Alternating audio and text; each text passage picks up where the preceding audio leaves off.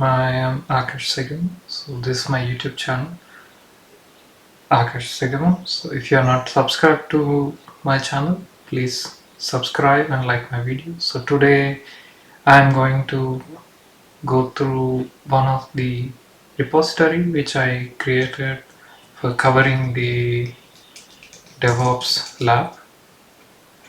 So this is part of the JNTUH Hyderabad curriculum, which is for 1.5 credits.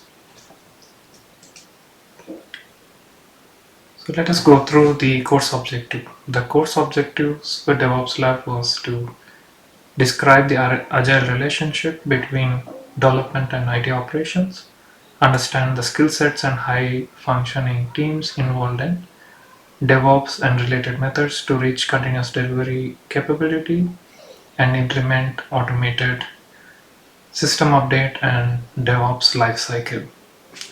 So these course objectives are important if you are planning to join as a DevOps engineer post your graduation.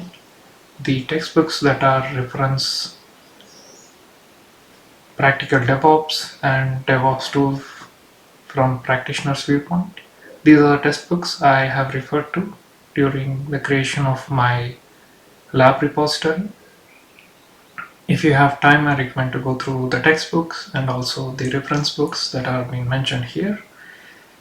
So I have designed my course overall for this as a workshop where I will be going through each and every experiment that have been listed in the list of experiments. So there are 12 experiments that I will be covering, and I will be creating the videos as experiment 1 to 12.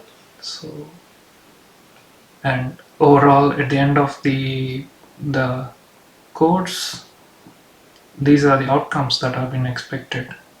So you are able to identify components of DevOps environment, apply different project management, integration, testing, code deployment tool, and investigate different DevOps software development and models, demonstrate continuous integration and development using Jenkins.